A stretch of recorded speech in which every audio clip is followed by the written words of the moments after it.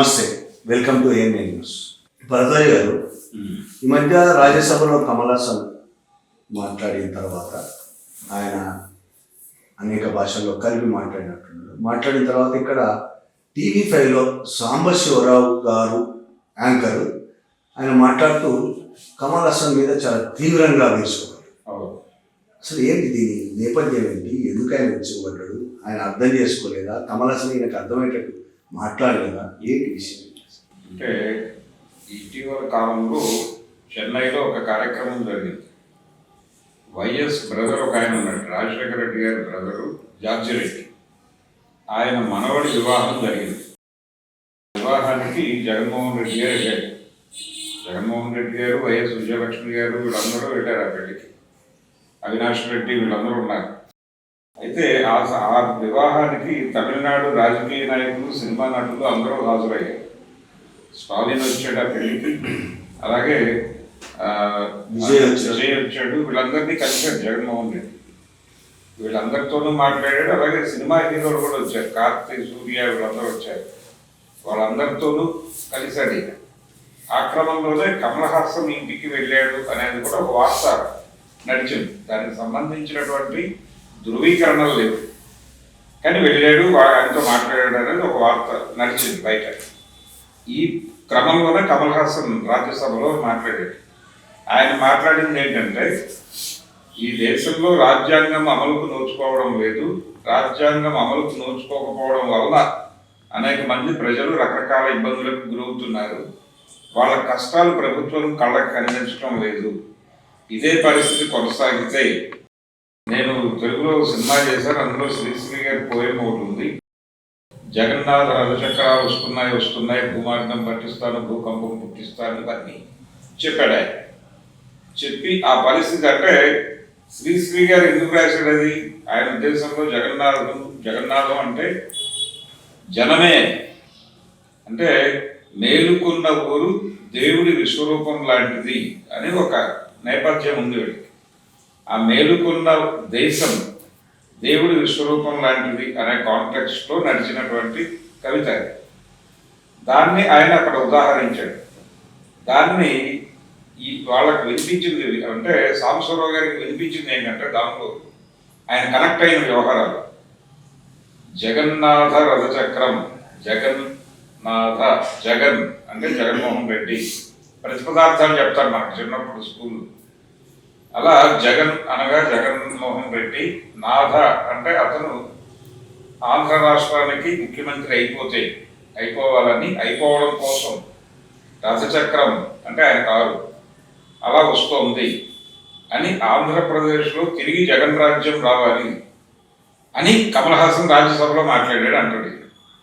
అదేం పద్ధతి అంటే, ఆంధ్రప్రదేశ్లో జరుగుతున్న పాలన అంతా దుర్మార్గమైన పాలన అని ఆయన అలా ఎలా చెప్తాడు అక్కడ ఏది రాజ్యసభలో అని చెప్పి ఆయన్ని నిలదీసి, నువ్వు ఎన్నికల్లో గెలవలేకపోయావు, దొంగ మార్గంలో రాజ్యసభకు వెళ్ళావు, స్టాలిన్తో రికమెండ్ చేయించుకుని వెళ్ళిన వాడివి, అసలు నువ్వు ఎన్నికల్లో పోటీ చేసి గెలు ముందు అసలు దమ్ముంటే అని ఛాలెంజ్ చేశాడు. ఎన్నికల్లో గెలిచే దమ్ము లేదు, కానీ నువ్వు ఆంధ్రప్రదేశ్ రాజకీయాల గురించి నీకెందుకు? తమిళనాడు వాడివి, నీకు తమిళ వ్యవహారం మాట్లాడంతవరకు.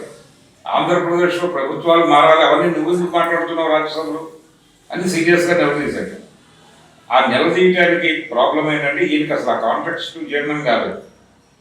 ఈ జగన్నాథ అని వాడటం శ్రీశ్రీ గారు వాడాడు, కమల్ హాసన్ కాదు. శ్రీశ్రీ గారు ఎప్పుడు రాశాడు? అది 40 ఏళ్ళ ముందు రాశాడు. కాబట్టి ఒక రకంగా చూస్తే, ఇప్పుడు వీళ్ళు చంద్రబాబు నాయుడిని ఎవరైనా కామెంట్ చేస్తే వాళ్ళు జగన్మోహన్ రెడ్డి దగ్గర డబ్బులు తీసుకుని మాట్లాడుతున్నారు అనటం అనేది ఒక ఆచారంగా మారిపోయింది.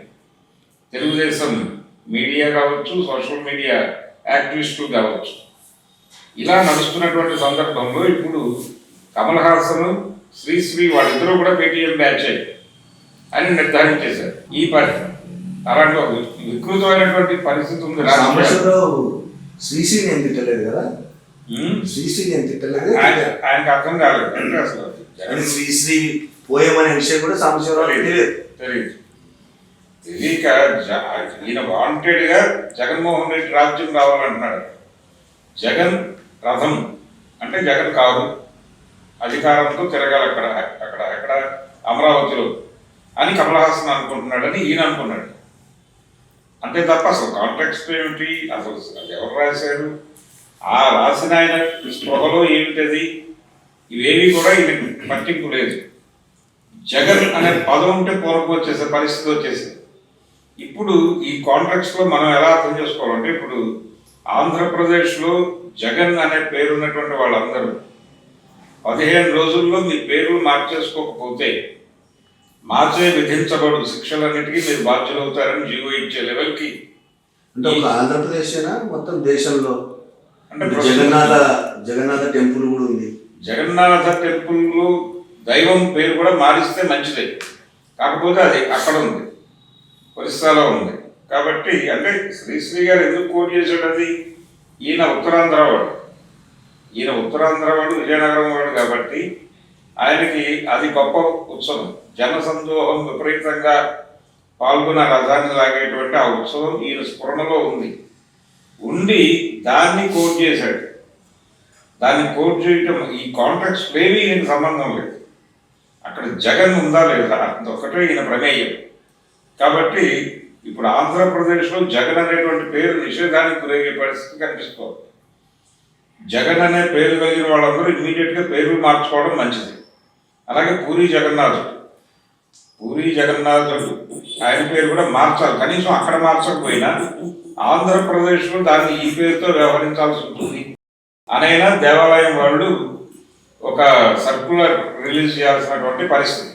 అసలు జర్నలిస్టులని చెప్పుకుంటున్న కొంతమంది యాంకర్లు కనీస జ్ఞానం లేకుండా అసలు శ్రీశ్రీ రాసిన పోయములు కూడా తెలియని పరిస్థితుల్లో ఇంత అజ్ఞానంలో ఉన్నది. ఈయన సాంబశివరావు ఒక్కళ్ళే కాదు, గతంలో ఇంకొకళ్ళు కూడా మహా టీవీలో ఇంకొకళ్ళు ఈ విధంగానే. అంటే అదొక గొడవ, అదొక ఎక్స్ట్రీమ్. ఆ ఎక్స్ట్రీమ్ ఏంటంటే తిరుమల లడ్డూలో కల్తీ అనేది ఒక గొడవ జరుగుతుంది. ఈ వివాదంలో భాగంగా అసలు ఆ లడ్డూలు కల్తీ జరపడం అంటే డబ్బుల కోసం జరిగింది అనేది జనాలు ఇప్పటిదాకా మాట్లాడుకుంటున్నది. దాంట్లో మనీ లాండరింగ్ జరిగింది అని ఈడీని కూడా ఇన్వాల్వ్ చేస్తున్నారు. వాళ్ళు వస్తున్నామని చెప్పారు అప్పటికి. అయితే ఈ సందర్భంలో ఒక కొత్త కోణాన్ని వెలికి తీస్తూ మాట్లాడారు మహా టీవీలో ఒక విశ్లేషకురాలు. ఆవిడ జర్నలిస్టే, కాకపోతే ఆవిడని మీ విశ్లేషణ ఏమిటి అని అడిగినప్పుడు తన పర్సనల్ ఒపీనియన్ లాగా ఆవిడ చెప్పారు. అది స్క్రిప్టెడా కాదా అనే దాంతో మనకు ప్రమేయం లేదు. అక్కడైతే ఆవిడ అభిప్రాయంగానే ఆవిడ బయటకు చెప్పారు. ఆవిడ ఏమంటారంటే లడ్డూలు కల్తీ జరపడం వెనకాల ఇంకొక కుట్ర ఉంది అంటారు. ఏమిటి ఆ కుట్ర అంటే ఆ లడ్డూల్లో కల్తీ జరిపినటువంటి కెమికల్స్ అన్నిటి ద్వారా ఆ లడ్డూలు తిన్నటువంటి వాళ్ళలో సంతానోత్పత్తి శక్తి తగ్గిపోతుంది. తద్వారా ఆంధ్రప్రదేశ్లో జనాభా పెరుగుదల ఆగిపోతుంది. హిందువులే తింటారు కాబట్టి హిందూ జనాభా పెరుగుదల ఆగిపోతుంది అనివార్యంగా. కాబట్టి హిందూ జనాభా తగ్గిపోతే అప్పుడు మైనారిటీ రాజ్యంగా మారుతుంది. ఇప్పటికే ఒక గొడవ ఉంది.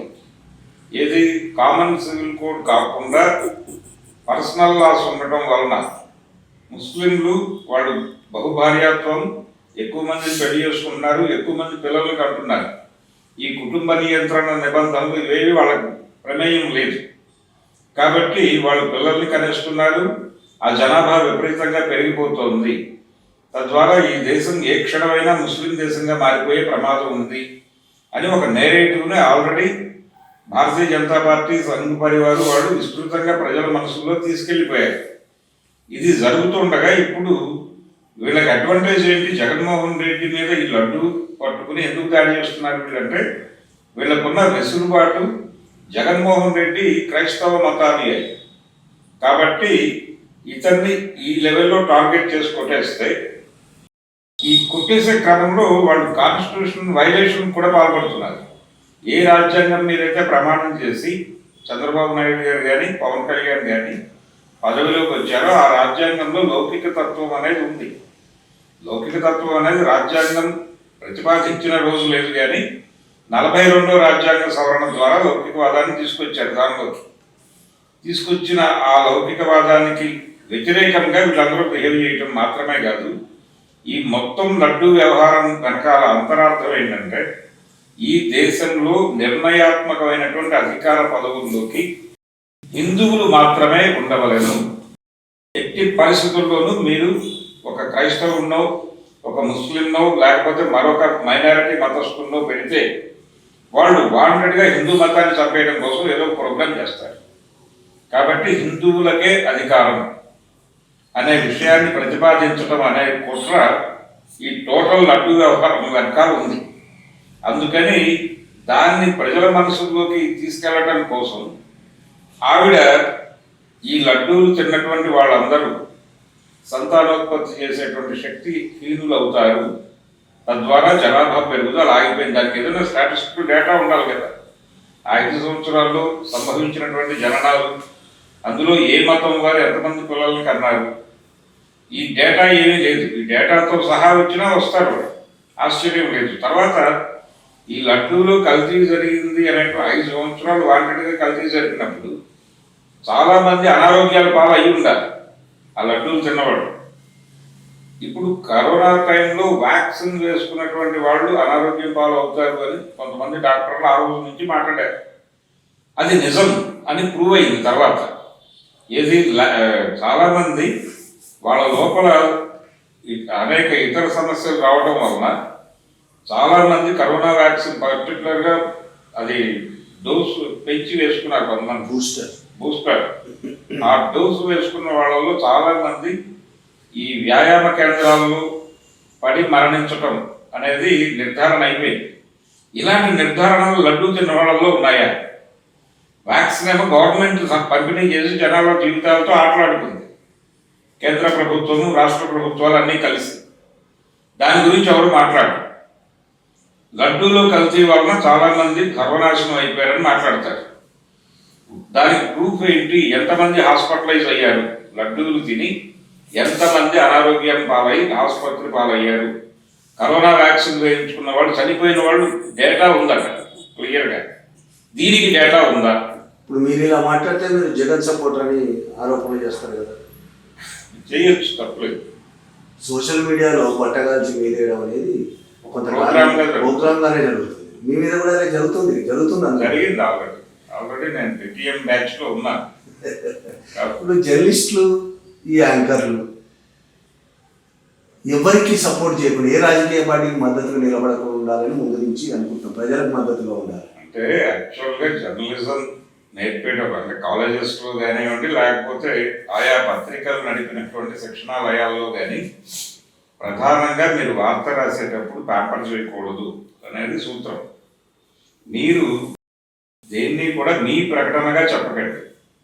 ఎవరు ఒక అంశాన్ని చెప్పి ఈ అంశం మీద వీళ్ళు ఇలా అభిప్రాయపడ్డారు, ఈ 2 అభిప్రాయాల్లో ఉన్నటువంటి ఇబ్బందులు ఇవి అని చెప్పి వాటి వరకే మాత్రమే రాసి ప్రజలకి ఆలోచించుకోవడానికి ఒక అవకాశాన్ని కల్పించి వదిలేయాలి.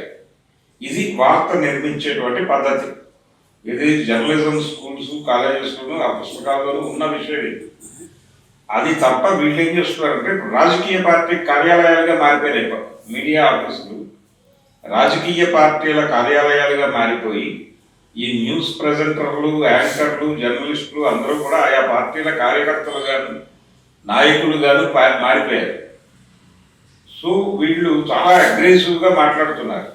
అంటే ఒక పార్టీ నాయకుడు పక్క పార్టీ నాయకుడి మీద ఏ రేంజ్లో రెచ్చిపోతాడో అలా ఈ యాంకరు ఆ పార్టీ మీద అంటే తనను ఏ పార్టీకి రిప్రజెంట్ చేస్తున్నానో అనుకుంటున్నాడు. ఛానల్కో పత్రికకో కాదు, ఈ పార్టీకి రిప్రజెంట్ చేస్తున్నాను నేను అనుకుని ఆ పక్క పార్టీ మీద ఈ పార్టీ ఏ పార్టీని అయితే టార్గెట్ చేస్తుందో ఆ పార్టీ మీద చాలా అగ్రెసివ్గా చెలరేగిపోతున్నారు. అన్ని ఛానల్స్లోనూ, అన్ని పేపర్లోనూ, ఈవెన్ సాక్షి నుంచి కూడా అలాగే ఉంటుంది అటాక్. సాక్షి నుంచి అలాగే ఉంటుంది, తెలుగుదేశం మీద అటాక్, అలాగే ఇటు నుంచి కూడా అదే రేంజ్లో ఉంటుంది అటాక్. ఇలా వీళ్ళు రాజకీయ పార్టీలుగా మారిపోయినటువంటి మీడియా సంస్థలు చూస్తున్నాం. ఇప్పుడు ఈ లడ్డూ విషయంగా మీరు మాట్లాడుతున్న లడ్డూ విషయంలో ఒకవైపేమో కొంతమంది జర్నలిస్టులు, యాంకర్లు లడ్డూల్లో విషం ఉంది, కల్తీ ఉంది, రకరకాల కెమికల్స్ ఉన్నాయి, బాత్రూమ్ ఫినాయిల్ ఉంది, రకరకాల ఒకవైపు మాట్లాడుతున్నారు. అది రుజువు కాలేదు, అక్కడ ఏమి లేదు అని చెప్పినందుకు నాగేశ్వరరావు అని అతని మీద నాగేశ్వరరావు తెలుసు, నాగేశ్వర్ ప్రొఫెసర్ నాగేశ్వర్ విశ్లేషకులు, ఆయన మీద చాలా తీవ్రమైన బెదిరింపులు వస్తున్నాయి, అలా చెప్పకపోతే చంపేస్తామని బెదిరింపులు. ఆయన చాలా వివరంగా చెప్తున్నాడు, నా మీద బెదిరింపులు వస్తున్నాయి, నేను ఈ విషయం ఫోన్ నెంబర్తో సహా లోకేష్కి కూడా చెప్పాను, ఎవరేం పట్టించుకోవట్లేదు. దీన్ని ఎట్లా చూడాలి? అంటే ప్రతి పార్టీకి కూడా ట్రోల్ సైన్యం అని ఉంది. సోషల్ మీడియాలో ఒక నెట్వర్క్, కొంతమంది పెయిడ్ ఆర్టిస్టులు ఉన్నారు, సైన్యం వాళ్ళు ఫోన్లు చేసి బెదిరిస్తారు. సోషల్ మీడియాలో వాళ్ళు పెట్టినటువంటి పోస్టుల కింద వచ్చి వాలిపోయి ఇష్టం వచ్చినట్టు తిడతారు, చాలా ఇబ్బందికరమైనటువంటి భాష వాడతారు, రేపో ఎల్లుండో మిమ్మల్ని చంపేస్తా ఉన్న లెవెల్లోనే మాట్లాడతారు. ఫోన్లు వస్తాయి, మీరు అది తొలగించకపోతే రేపు మేము చేయబోయే దాన్ని ఎటు నుంచి చేస్తామో కూడా మీకు తెలియదు. ఈ లెవెల్లో ఫోన్లు వస్తాయి. ఇది ఒక సందర్భంలో నేను కూడా ఎదుర్కొన్నాను ఇలాంటి ఫోన్ కాల్స్. ఈ బెదిరింపులు పర్సన్కి మాత్రమే కాదు, ఏ ప్లాట్ఫామ్ మీద అయితే ఆ బయటలు వచ్చాయో ఆ ప్లాట్ఫామ్ యాజమాన్యానికి కూడా ఫోన్లు వెళ్తాయి, వాళ్ళని కూడా బెదిరిస్తారు. బెదిరించి చాలా సందర్భాల్లో వాళ్ళే తొలగింపజేస్తారు కూడా. ఇప్పుడు అది కాదు గొడవ ఇక్కడ. ఈయన మీద ప్రెజర్ ఏంటంటే నువ్వు టోన్ మార్చు, ఇమ్మీడియట్గా నీ ఆర్గ్యుమెంట్ టోటల్గా మార్చేసి, అవును కెమికల్స్ కలిపిన మాట వాస్తవం, అక్కడ నెయ్యి లేదు, ఆ నెయ్యి మొత్తం కల్తీ అని చెప్తూ, అందులో అసలు నెయ్యే లేదు, అది నెయ్యి కాదు కెమికల్స్ మాత్రమే కలిపారు లడ్డూలు, ఆ లడ్డూలు తిన్న వాళ్ళకి సంతానోత్పత్తి శక్తి తగ్గిపోయింది, హిందూ మతం సర్వనాశనం అయిపోయింది, వెంకటేశ్వర స్వామి అసలు తిరుమల వదిలి వెళ్ళిపోయాడు, ఇప్పుడు మేము రప్పిస్తున్నాం తిరిగాయి. ఈ లెవెల్లో మీరు మాట్లాడాలి, అది మీ బాధ్యత.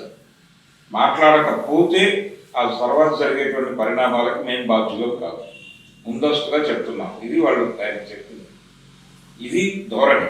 కాబట్టి ఎవరైనా సరే స్టేట్ పెర్ఫార్మ్డ్, స్టేట్ స్క్రిప్ట్ చేసినటువంటి అంశాలు మాత్రమే మాట్లాడవలేను. మీరు నిజం అనుకున్నది మాట్లాడితే కుదరదు, నేను చెప్పింది నిజం అని భ్రమింపజేసేలాగా మీరు మాట్లాడి తీరవలసిందే అని ఒక కండిషన్ ప్రకటించి మీద పడి దాడులు చేస్తున్నటువంటి పరిస్థితి. కాబట్టి ఆయన మీద జరుగుతున్నటువంటి దాడి సందేహంగా తీరవలసింది మాత్రమే కాదు, ప్రతి దాడి జరగవలసినటువంటి అవసరం ఉన్నటువంటి పరిస్థితి. ఇప్పుడు గతంలో ఈ బీజేపీతో పొత్తు పెట్టుకోనంత వరకు లౌకికవాదిని అని చెప్తున్న చంద్రబాబు కానీ, మాది లౌకిక పార్టీ అని టీడీపీ కానీ, సడన్ గా హిందుత్వ ముసుగేసుకొని బయటికి రావడం, వాళ్ళ అనుచరులు హిందూ మతం పేరుతో బెదిరింపులు, వాళ్ళ అనుచరులైన జర్నలిస్టులు కూడా, యాంకర్లు జర్నలిస్టులు కూడా దుష్ప్రచారం చేయడం, దీన్ని అసలు విచారమే కాదండి. ఈ బెదిరింపు కూడా వాళ్ళ క్రియేషన్, వాళ్ళ క్రియేటివిటీలో భాగంగానే జరిగింది ఈ బెదిరింపు కూడా. కాబట్టి వాళ్ళు స్టాండ్ తీసేసుకున్నారు. అంటే జగన్మోహన్ రెడ్డిని ఎలిమినేట్ చేయడానికి లడ్డు, అంటే పొలిటికల్ ఏరియా నుంచి అతన్ని ఎలిమినేట్ చేయడానికి లడ్డు అనేటువంటి ఆయుధం మనకు అద్భుతంగా ఉపయోగపడుతుంది అనేది ఆయనకు అర్థమైంది. నిజానికి ఈ ప్రశ్న వస్తుంది, ఈ లడ్డూని వాడచ్చు అనే విషయం ఆయన అధికారంలోకి రావడానికంటే ముందే తెలుసుంటే చంద్రబాబుకి. ఇప్పుడు మనం అనుకుంటున్నటువంటి, అంటే ఈ లడ్డూ తిన్న వాళ్ళలో ఎవరైనా హాస్పిటలైజ్ అయ్యారా ప్రూవ్ చేయండి అని మాట్లాడుతున్నాం. ఇలాంటి సన్నివేశం కూడా ఒకటి కల్పించి ఉండేవాడు ఆయన ప్రతిపక్షంలో ఉండగా. ఇది కనుక ముందే తెలుసుంటే ఆయనకి ఇలాంటి సన్నివేశం ఒకటి తిరుమలలోనే చేసేవాడు. అంటే ఉన్నట్టుండి ఒక 20 మంది తిరుమలలో టాప్ మని పడిపోతారు, వాళ్ళందరినీ ఇమీడియట్గా హాస్పిటల్స్కి రష్ చేస్తారు. ఇదంతా లైవ్ వెళ్ళిపోతూ ఉంటుంది. ఎందుకు, ఏం తిన్నారు మీరు ఇంతకుముందు? డాక్టర్ అడుగుతాడు, లడ్డూ తిన్నారు. ఇది గొడవ. ఈ లెవెల్లో ఒక సీన్ కల్పించేసి ఉండేవాళ్ళు కదా, నాకు ముందెందుకు తెలియలేదని బాధపడుతున్నాడు ఇప్పుడు ఆయన. ఆయన ప్రధానంగా అతను క్రైస్తవ మతానుయాయి కాబట్టి మైనారిటీలు ఎవరికి అధికారం రాకూడదు. మైనారిటీలకు ఎట్టి పరిస్థితుల్లో అధికారం ఇచ్చినా ఈ దేశంలో ఉన్నటువంటి మెజారిటీ మతాన్ని సర్వనాశనం చేయడానికి వాళ్ళ దగ్గర ఆల్రెడీ రకమైన కుట్రలు ఉన్నాయి అని చెప్తున్నాడు ఆయన. అంటే ఇంకొక ఎక్స్టెంట్కి వెళ్ళే ప్రమాదం కూడా ఉంది. ఈ లెవెల్కి వస్తారు అని నేను ఊహించాను. నా ఊహలో ఇంకొక స్టెప్ వెళ్తారేమో వీళ్ళనే భయం కూడా ఉంది. ఇది నెమ్మదిగా జగన్మోహన్ రెడ్డికి, అంటే హిందుత్వాన్ని నాశనం చేయటం, హిందూ మతాన్ని నాశనం చేయటం అనే ప్రోగ్రాంలో భాగంగా జగన్మోహన్ రెడ్డి అంతర్జాతీయ స్థాయిలో ముస్లిం ఉగ్రవాద సంస్థలతో కూడా కలిసి పనిచేసేట దాకా దీన్ని తీసుకెళ్లే ప్రమాదం అయితే కనిపిస్తుంది. అయితే ఇప్పుడు దీన్ని ఎదుర్కోవడానికి జగన్మోహన్ రెడ్డి దగ్గర ఉన్న ప్రోగ్రామ్ ఏమిటి అనేది చూద్దాం.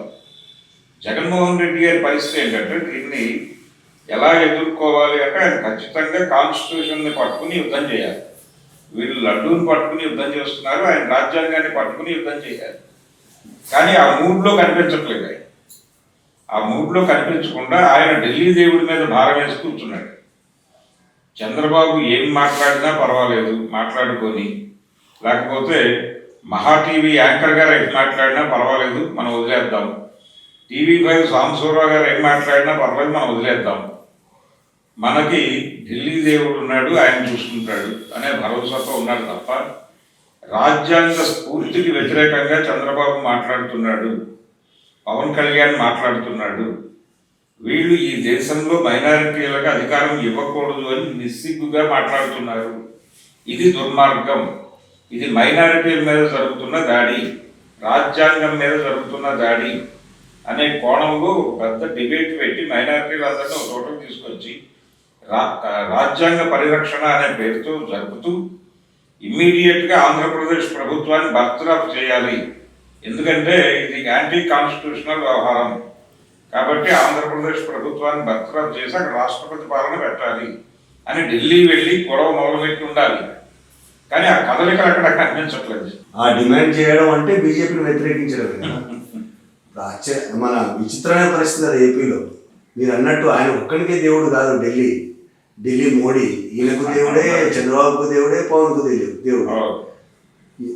దేశంలో ఏ రాష్ట్రంలో లేనంత బలం ఏపీలోనే ఉంది బీజేపీకి. Thank you sir, thank you very much.